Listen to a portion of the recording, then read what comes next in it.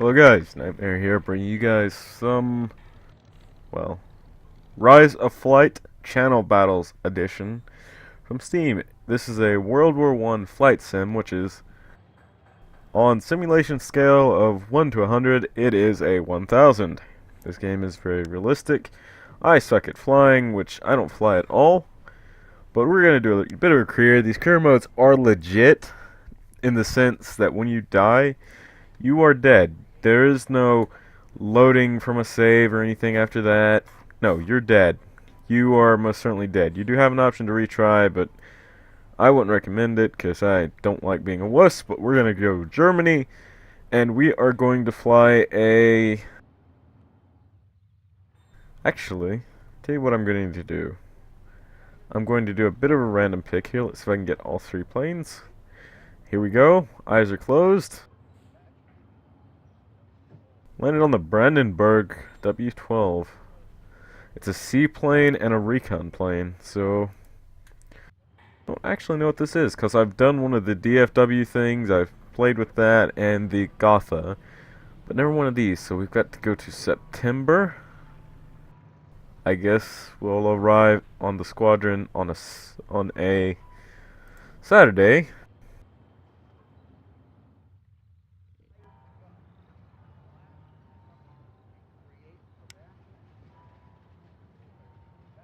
Now, we got two choices. We can be Seaflugstation Flandern 1 or Flandern 2.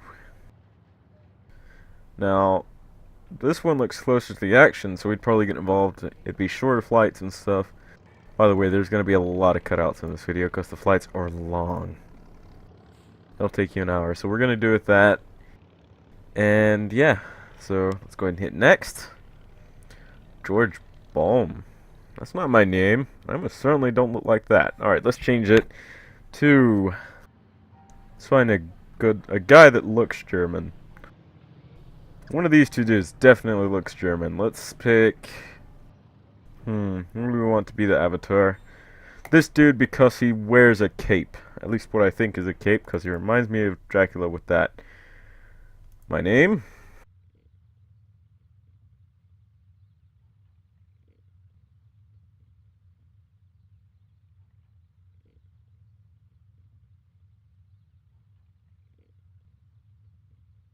Hans Jäger.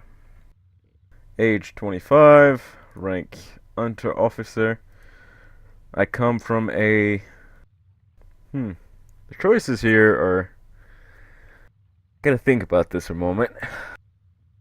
Do I want to be a sportsman, military family, colonial? I don't know what this is. German... I'm not working there. I'll be a laborer. In 1892, a child named Hans Jäger was born.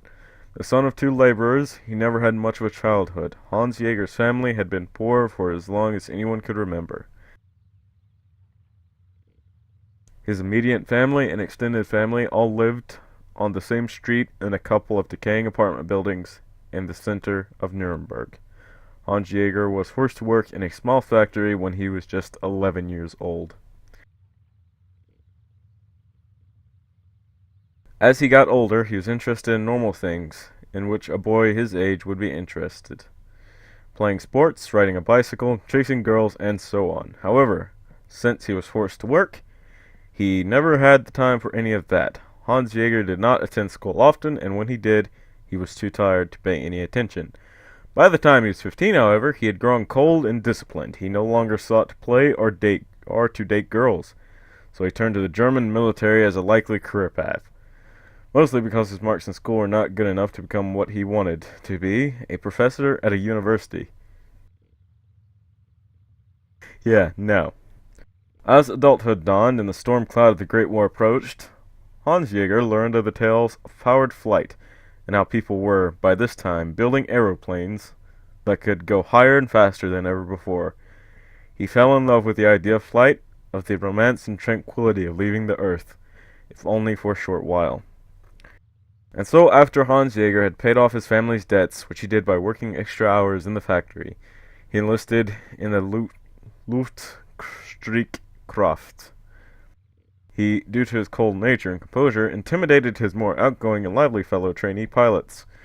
He was so disciplined that he often set the standard during training. Hans Jaeger immediately showed promise as a pilot. He was the first in his training squadron to solo. When Hans Jaeger finally completed his training, he was transferred to Seaflugstation Flandern 2 on 1917 9/15. Once again, just as in training, he showed much promise. He was capable of handling his aeroplane like few other rookie pilots. However, the enemy too had outstanding pilots. Hans finds a certain romance in the war, and part of him hopes it never ends. He enjoys the feeling of not knowing whether he will live or die or be captured and escape. He enjoys the mystery of it all. However, he talks in detail about raising a family, having a wife, buying a home of his own one day. That is, if he can make it home in one piece. Now we're going to hit the ready button. And as you can see, there's two careers here. Here's one I've already played, where I used the Gotha, and he's not dead, but I've been forced down by one time by fighters and one time by AA, but I was on our side of the line. Now then, I'm going to show you how I play the game, so let's go ahead and continue. There's a lot of reading. I'm just going to consider this prologue, and I'll do another episode probably in a little bit. Seaflug. Wait a minute, hold on. Alright.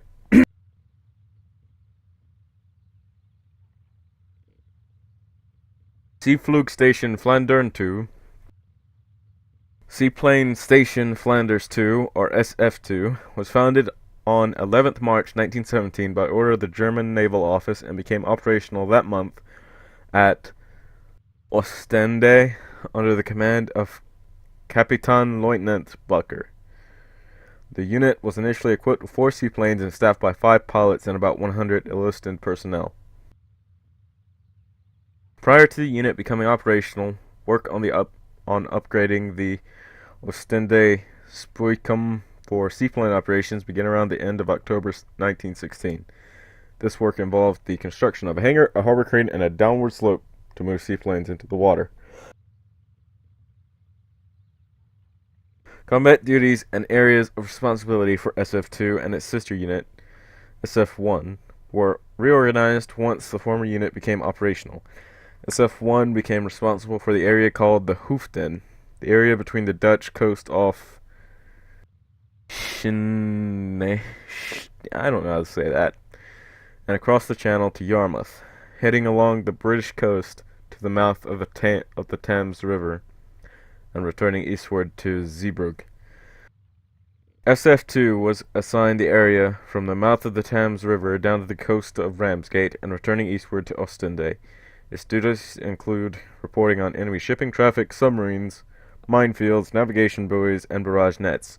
Also included in its duties were attacks on enemy blockade ships and attacks on aerial units. SF2 recorded its first official victory on 14th of March, which reportedly was a French flying boat. However, it would not be until 1918 that the unit became really successful in aerial combat.